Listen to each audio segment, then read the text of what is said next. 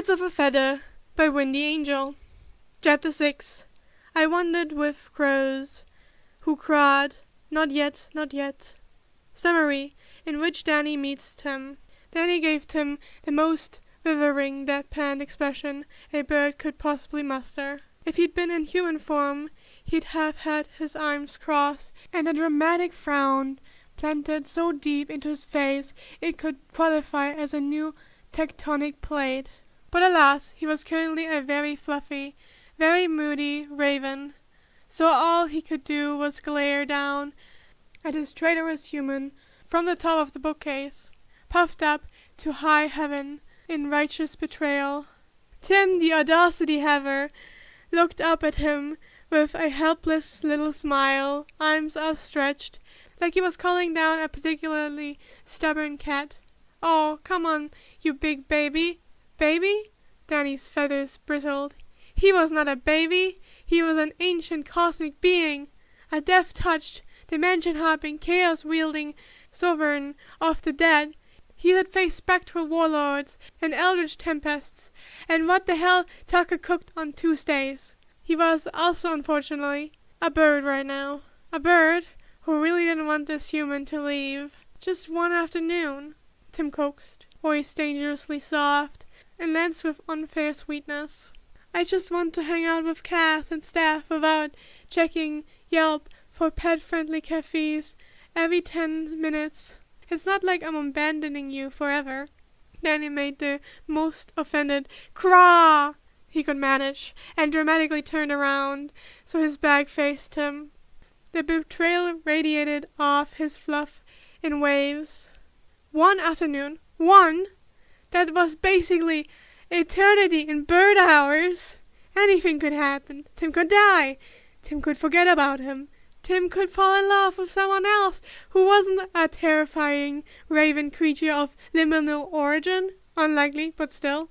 There was a soft rustle of movement. Then, ugh, Tim's scent, like citrus shampoo and caffeined determination and too many crime spreadsheets.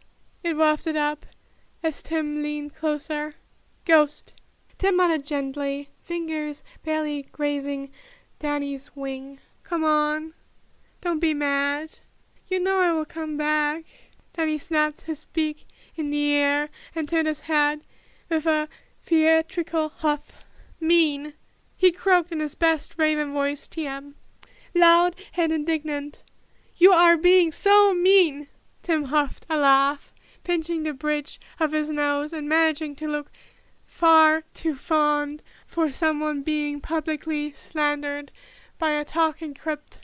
"Come on, everyone's handling this just fine." He gestured towards the doves, who were sprawled like smug little clouds on the windowsill, cooing in conspiratorial tones, like they were watching the climax of a very dramatic soap opera across the room. The crows were, of course, placing bets, little bets. One was pushing around bread, crumbs, and a button like poker chips. Another was scribbling tally marks with a stolen pencil stud. Danny stumped across the edge of the bookcase like it was a runway, talons clicking furiously. "Mean! Tim is being mean!" he shouted, flaring his wings with every word like a feathered drama major. At the peak of his monologue. "Mean, mean, mean! I also want to go." Tim let out the kind of sigh only a man emotionally blackmailed by a ghost bird could make. "Ghost, come on, come down, and give me a hug before I leave." He whistled, soft, low, dangerously effective, and opened his arms in invitation. Then he froze mid-strut. He wanted to stay angry. He deserved to stay angry. Tim was going to leave him, abandon him for several whole hours of human socializing. Hours he would no doubt spend cold, unloved, and possibly forced to eat crackers like a common bird. But then Tim did the thing. The beckoning whistle, the tiny hand gesture, the smile that crinkled the corners of his eyes and said, "I miss you already, you dramatic little shit." Danny deflated like a golf balloon in sunlight. Gods, he thought bitterly. I'm folding like a wet paper. I'm folding like leftover origami. With a final expirated craw, Danny launched himself off the bookcase and glided straight into Tim's arms. He tucked himself against Tim's chest with a grumble that might have translated to, "You traitor!" but came out more like, "Humph." Tim chuckled and buried his face in Danny's feathers. "You're ridiculous," he whispered.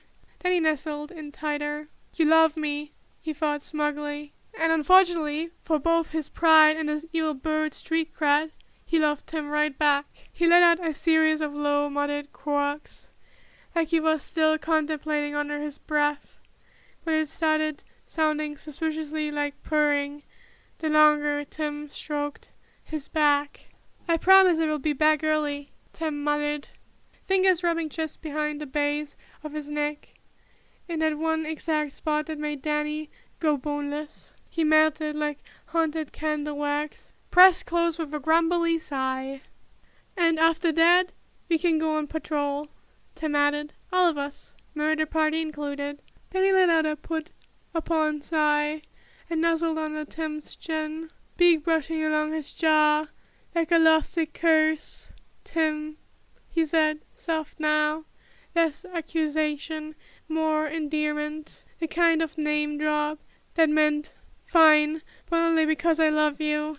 Tim laughed, kissed the top of his head, and gently placed him down on the back of the couch. Danny huffed, but didn't move, wings slightly puffed, and tail feathers twitching with the righteous indignation of a betrayed Victorian heroine. Tim gave him one last scratch between the wings, grabbed his key, and called over his shoulder, "Be good." Danny didn't dignify that with a response. The door clicked shut, and Danny flopped sideways, like the very concept of joy had been stolen from him. The pigeons cooed and sold him support from the windowsill. The crows made more bets. Danny lay sprawled across the back of the couch like a ghost of heartbreak past. Feathers dramatically tousled, one wing dangling over the side, as if the weight of existence had become simply too much. His beak rested on the cushion. Occasionally he let out soft, tragic croaks, like a man singing into a piano in a black and white film. He wasn't sulking, he was performing, and everyone in the apartment, bird or otherwise, knew this was just Act 1 of today's emotional one-bird play. The betrayal, a feathered tragedy, in 3 acts. The flutter of delicate wings came first, followed by a soft chorus of coos, gentle, musical, and impossibly soothing. Lady landed first with regal grace, feathers gleaming and eyes full of sympathy. She let out a soft coo and tucked herself close, gently nudging her head under Danny's outstretched wing. Madonna followed, in seconds later, plopping down with zero decorum, and immediately fuzzing over him like a overbearing aunt. She preened his cheek feathers with the air of someone personally offended by his messy appearance, fluffing and fixing like he'd shown up to a wedding with a bedhead. Then came Dee and Cece, who didn't so much land as flop, smushing themselves against Danny's other side like soft, cooing heat pads. Together the does formed an impenetrable wall of affectionate smothering. Danny didn't move at first, didn't even blink. He simply sighed, a drawn-out croak of existential despair. "He left me for coffee with other people on purpose," Lady cooed sympathetically, brushing her cheek against his. "So sad," she muttered. Madonna nuzzled under his beak and presented him with a tiny crumbled wad of dryer lid she had clearly stolen from the lingerie pile earlier. A peace offering, an emotional support lid. Then he took it and tucked it under his wing like a cursed heirloom. Then chaos.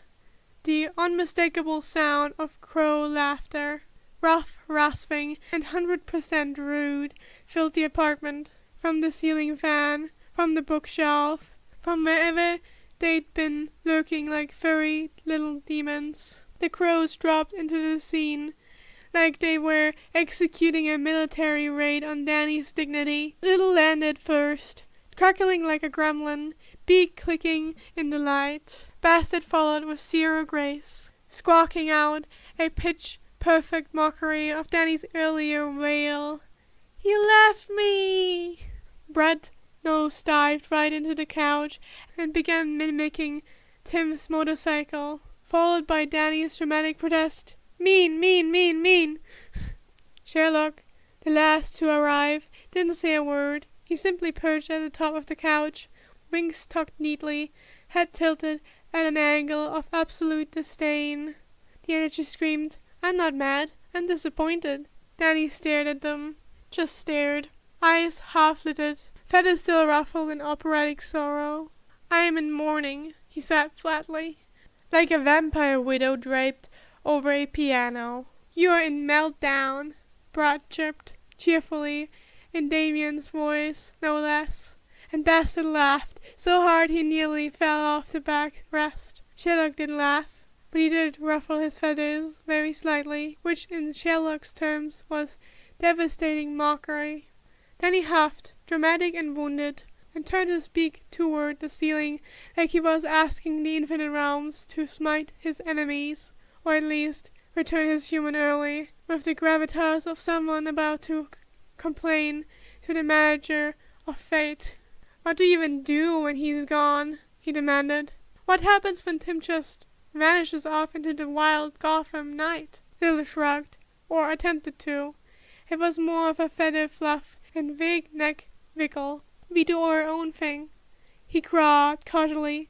"Scatter, hunt, mess with criminals, steal shiny things. Flock disbands," Sherlock added, chipped and precise, like he was giving a TED talk. "Reforms when he comes home. We are not always with him," Bastard said, preening his talons, like he hadn't just threatened to shiv a penguin that morning. "Except when he's in danger, then we show up like the apocalypse." Then he blinked. "Wait, but why have you all been around me? You guys haven't gone anywhere.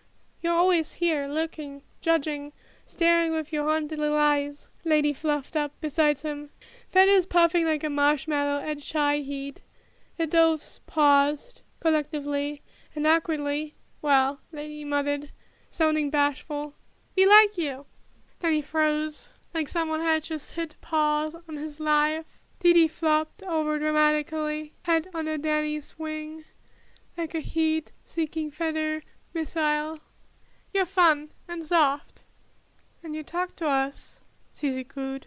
"Nobody really talks to us. Only Tim, but he doesn't count. He's but adjacent, and we still believe we are his family. Those bats have nothing on him." "You make the good noises," Madonna added, helpfully, patting his back with a soft wing. "The purring kind. We like those." Then he blinked again, slower this time. "You guys like me?" The crows looked up as one, and in perfect, horrifying unison declared, "Duh!" Little casually tossed a paper clip at him, one of Tim's, judging by the faint blood stain, and then he caught it without thinking, talons closing around the tiny offering, like it meant something sacred. "You're one of us now, Ghosty," Little said, puffed up with pride. "A Tim bird.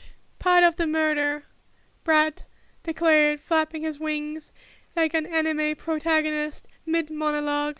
"An honorary dove," Lady whispered, sweetly, nuzzling his cheek again. Then he fluffed up so hard he looked like a feathered balloon about to pop. "I don't know what to do with this much affection." Sherlock, from his high perch, let out a single wise chirp. "You sulk." Danny snorted.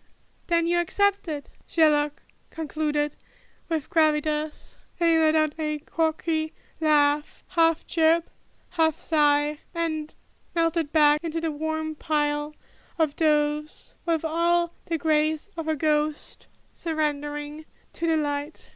"Okay," he muttered, curling into the affection, like a cat curling around a sunbeam. "Yeah, I can do that." The late afternoon air was warm, feathered with a breeze that tugged playfully at leaves, awnings, and hair alike. After a final volley of coos and mock crows tossed like banter across the rooftop, the flock erupted into motion, chaos and grace in equal measure. Danny barely got a full wing stretch in before his newfound siblings scattered like a feathered explosion. Brad immediately veered left, screaming gleefully as he dive-bombed a food can with the energy of a gremlin on caffeine. Sherlock soared upward with precision, making a beeline for a nearby rooftop like he had appointments and a PowerPoint waiting. Bastard screamed something that may have been "War!" and dive-bombed a unsuspecting civilian holding a croissant.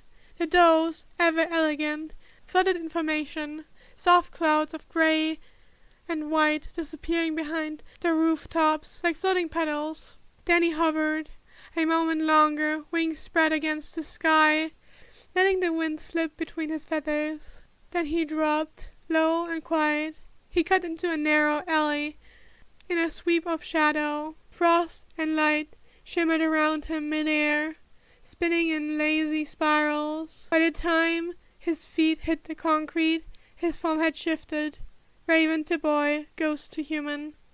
Now he stood on foot on cracked asphalt in a faded Gotham U hoodie that still smelled like Tim, coffee and clean cotton, and a faint trace of ooze and metal that were definitely not Tim's. The sleeves nearly swallowed his hands. His joggers were black and comfortably loose, cuffed just enough to keep him from tripping. The sandals were Tim's too, house ones, half forgotten and well worn, the kind someone only realized were missing when the ghost bird had already wandered off in them.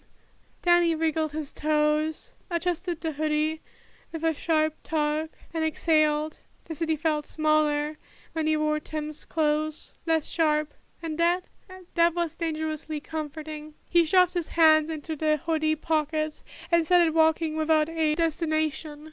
It wasn't far to a park he vaguely remembered flying over once. Quiet, leafy, well-kept, and most importantly, shaded. The kind of place where no one asked questions, and the grass looked like it had never known chaos. Then he found a white tree near the edge of a gentle slope, and flopped down beneath it, with the kind of dramatic exhaustion only a ghost trying to be a person could pull off. His back hit the trunk with a muted thump. Limbs sprawled out like he was trying to merge with the earth via passive aggression. Sunlight flitted through the branches, warming his toes where they peeked from Tim's small sandals. Birds chirped, kids laughed, somewhere out of sight. Joggers passed, nobody looked at him twice. Human, Danny thought, letting his head tip back and his eyes half close. I could get used to this. He didn't know how long he sat like that, body still, fingers twitching every so often, with the buzz of lingering ecto-energy. Time, already a choke to ghosts, became even more slippery when he wasn't paying attention. And right now, he didn't want to pay attention. Just the wind, the sun, the weight of Tim's hoodie, the steady, simple beat of life moving around him like he belonged in it. But eventually, there was a soft woof of wings, a brief wait in the air. Then, the plush warmth of a familiar body dropped right onto his lap. He blinked down. Madonna? The dove looked up at him with smug affection, puffed like she owned his thighs, and cooed like she knew she was doing him a favor. Then he huffed a laugh and ran a hand down her soft head, preening her gently behind the neck feathers. Traitor, I thought you guys were out doing your own thing. She cooed again, and flopped dramatically across his legs. One wing sprawled, eyes slowly closing. Apparently, this was her thing. Then he smiled, his other hand coming up to stroke her back. He leaned against the tree again, his chest relaxing in that slow human rhythm that always caught him off guard. The sunlight filtering through the leaves, dancing across his hoodie in dappled patterns. And for once, his mind wasn't racing or buzzing with ghost core instincts. It was peaceful. "Excuse me?" came a voice from his left. "Is that your bird?" And he blinked. He turned, and then blinked again, slower this time, like maybe it would stop his entire afterlife from short-circuiting. There, standing against the sun, like something out of a dream he didn't know he was allowed to have, was Tim. Soft wind, tousled hair, clean shirt, casual jeans that clung to his legs like sin and grace. A still steaming cup of coffee in one hand, the other tucked lazily into his pocket, and eyes, those eyes, just the right shade of tired and brilliant, focused on Danny with open, unguarded curiosity. For one impossible second the world dipped sideways. He wasn't looking at Red Robin. He wasn't looking at his sadistic brilliant handler, or the competent, caffeine-fuddled tactician who barked orders like second nature. No, this was just Tim, human, fallible, warm, and so beautiful. Danny's breath caught in his throat in a way that had nothing to do with his lungs or oxygen, because this boy, this human with shadows under his eyes and the sun in his hair, was the soft place Danny hadn't known he'd been falling toward until he landed. He was doomed. Madonna, smug and settled in his lap, fluffed herself with a coo like she knew exactly what just happened, and he didn't move. Couldn't. He just stared, wide-eyed, maybe a little awestruck, while his unknit heart marionetted straight off a cliff. "You okay?" Tim asked, amused, a smile tugged at his lip. Then he blinked again, mouth parting before any words arrived. "You," he thought dumbly. "I'm in love with you, right here, right now, no take-backs." What he said instead was, "She's very committed to ruining my street cred." Madonna cooed louder. Tim laughed, and Danny knew, without a shadow of a doubt, that he'd never be free of this human again. "So she's not yours?" Tim asked, one brow ached, gaze lingering far too warmly on Danny's lap. "No," Danny rasped, voice a little rough from disuse. He cleared his throat, wincing slightly at how human he sounded. "She just decided I was worthy, I guess." He blinked up at Tim, giving the best impression of a mildly bewildered but flattered civilian he could manage. "Is she yours?" Madonna cooed, smug and unbothered, like she absolutely was, and also absolutely not going anywhere. "She is," Tim said, with a tilt of his head that was just a little too bird-like to be coincidental. His smile curled, soft at the edges, but sharp in the center. "But she likes you, so I guess I will let her stay with you for a bit. Nice to meet you. I'm Tim." He extended his hand, then he blinked at it, then smirked and took it, his fingers curling around Tim's like he'd done it 1,000 times before. "Nice to meet you, Tim. Sorry, your bird decided I'm prime real estate." Tim chuckled, giving his hand a gentle shake before letting go. But his fingers lingered half a second too long. "No problem. She seems really comfortable." Madonna purred in victory, nestling deeper into Danny's hoodie like she was sealing a pact. Then he tried not to melt. He was already too late. Tim crouched slightly, hand moving with deliberate care as he ran a finger down Madonna's head. The dove gave a delighted thrill, fluffing up like she was preening for royalty, and nestled deeper into Danny's lap like she claimed it as holy ground. Danny blinked, too slow. Tim was close, not rooftop close, not Veach as thought a goon close, park bench in golden hour. Accidentally, on purpose, knee brushing knee, his hands was an inch from Danny's thigh close, and his scent, God, then he can't even breathe, and he could still feel it, leather warm, by a sun, the bitter cling of coffee, the clean whisper of mint shampoo, and something else, something Tim, impossible to bottle, addictive in a way that made Danny's core ache. He could feel himself leaning in, just the faintest tilt forward, like gravity had decided Tim was the center of the universe. His whole body screamed, touch him, nuzzle into the curve of his neck, slap their faces together like they belonged. Wrong form. His brain barked, wrong form, wrong context, bad ghost. With a choked breath, Danny snapped his gaze upward, to the tree, to the sky, to anywhere that wasn't Tim's stupid perfect everything, and cleared his throat like a guilty criminal caught mid-crush. She's got good taste, he said, a little too casual, a little too fast. Tim didn't miss a beat. His lips quirked. In birds or people? Danny's eyes slid back to him. Just a little, just enough to catch the smile. Too smug, too knowing.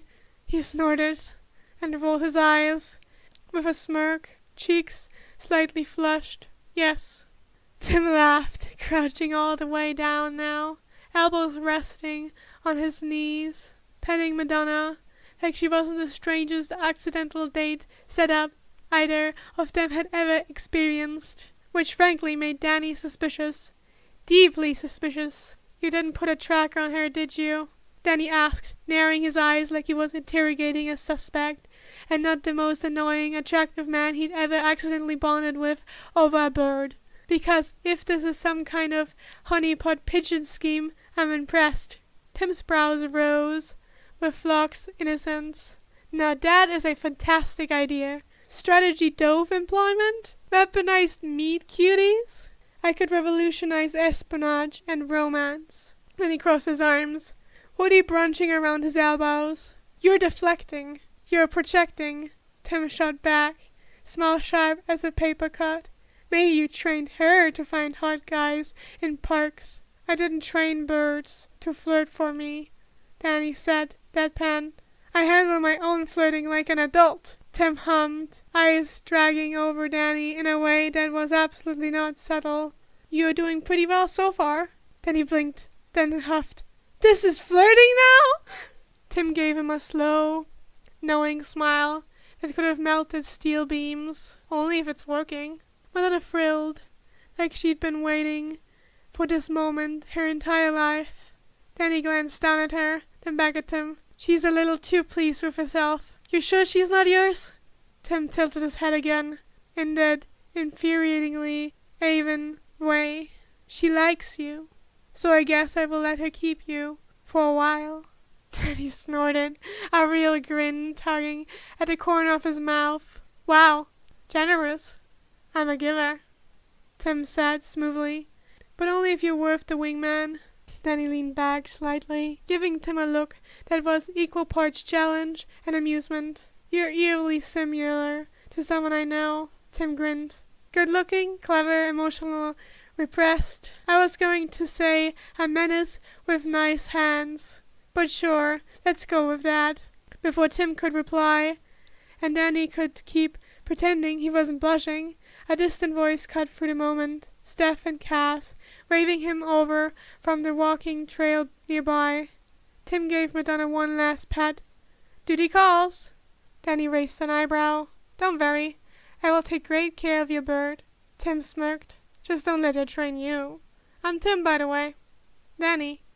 Tim stood, brushing grass from his pants, with a soft sigh. Well, it was nice meeting you, Danny. He hesitated, just long enough for a faint blush to creep up the edges of his ears.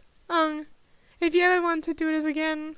He fished a sleek business card from his pocket and held it out. The cardstock was crisp, the front discreet but expensive. Timothy Drake Wayne. Simple and effortlessly formal. Then he took it with a grin far too smug for someone pretending to be just a guy with a dove in his lap. Sure thing, Bertie. I will give you a call real soon. Tim squinted, eyes narrowing suspiciously. Was that a nickname or a threat? Yes, Danny said, entirely unhelpful. Tim let out a quiet laugh, shook his head, and turned to jog back towards the trail, towards Steph and Cass waiting with knowing smirks. Then he watched him go. Madonna still loafed happily on his lap like she'd planned the whole thing. He glanced down at her, then back at Tim's retreating figure. Yeah, Danny muttered, with a crooked smile, definitely calling him. Madonna cooed like she'd known it all along. Once Tim was a safe distance away, Danny turned his head slowly towards Madonna, his expression deadpan, and his voice soaked in dry sarcasm. You little meddler!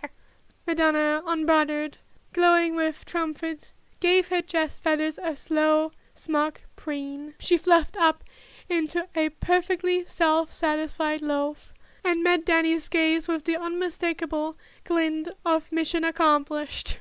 Danny let out a long, suffering sigh, and muttered, I can't believe I just got wingmaned by a pigeon. The response? Madonna flopped dramatically into her side, like she was accepting an invisible Oscar, one wing half stretched in theatrical victory. Danny rolled his eyes and dropped his head back against the tree trunk with a groan. The business card was still clutched in his fingers, cool and real, and a ridiculous, traitorous smile crept across his face. Uncontainable, inevitable, soft as a sigh, unbelievable. He whispered, but he was definitely calling. And that was the chapter! I hope you liked it. If you did, leave a like, and if you like my videos in general, feel free to subscribe or share the video. Both things would help greatly. This was so fun to record. And I'm astonished because normally recordings of this are so long, and I finished it like in one go for this time. It was fun, really fun.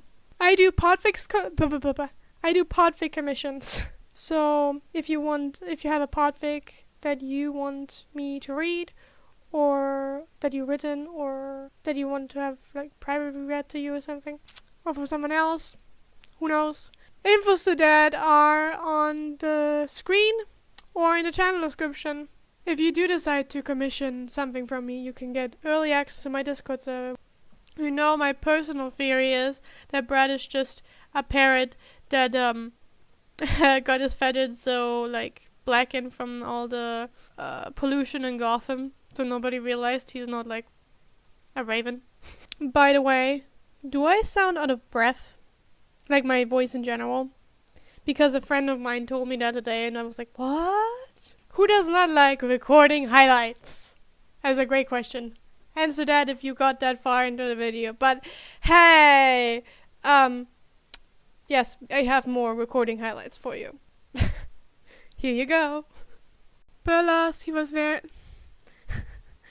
at his traitorous human form, the top of the bookcase. Tim, the forest city haver. Wait. Audacity Hever. Audacity, oh! An eldritch tempests. The betrayal radiated off his fluffy. The betrayal radiated. The betray. Tim muttered gently, fingers barely grazing Danny's wing. Come on, everyone's howling, cooing and conspiratorial.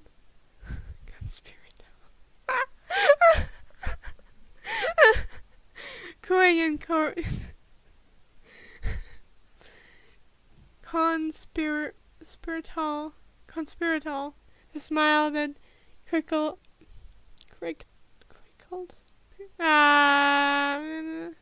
crinkled. The smile that crinkled the corners. Sorry. The smile pressed close with a grumbly.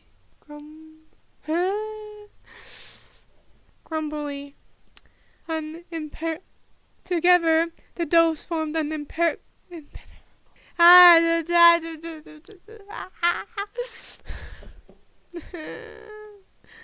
I know the word technically, but mine's like, nope, Nope.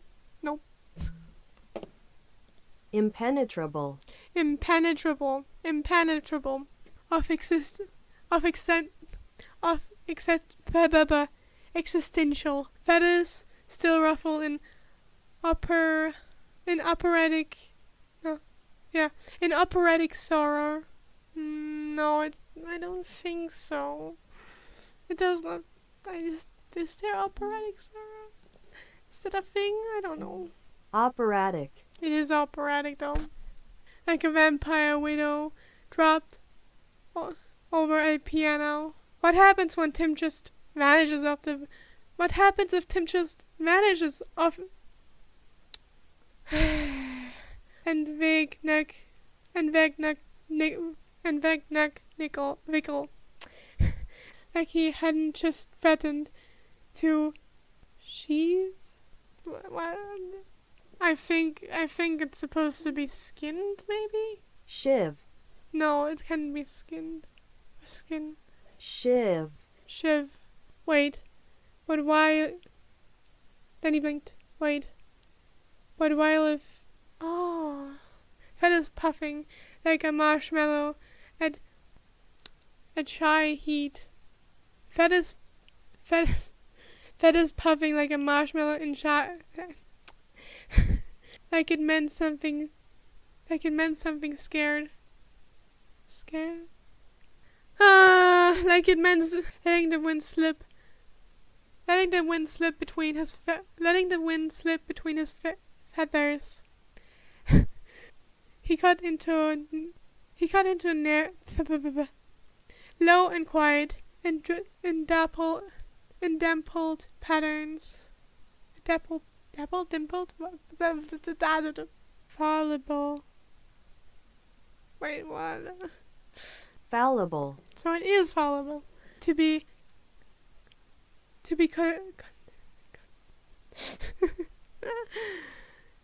coincidental.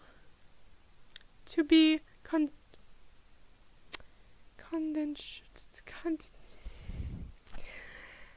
coincidental, but then a purr and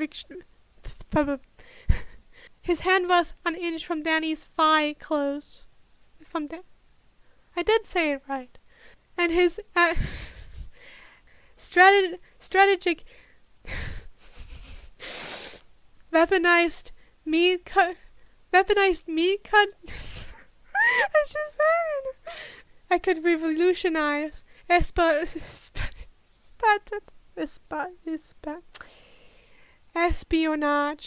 I could revolutionize espionage. I could revolutionize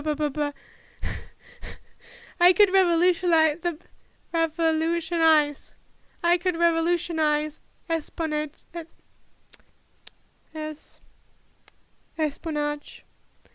Who do you... Tim smirked. Just don't let her train you. I'm Tim, by the way. Danny. Tim stood, brushing... He hesitated just long enough for a faint blush to creep... Okay, I'm confused. So they're not screaming. Why did I instinctively thought they were screaming? No, gave his chest... Have a nice rest of your time, and see you next time.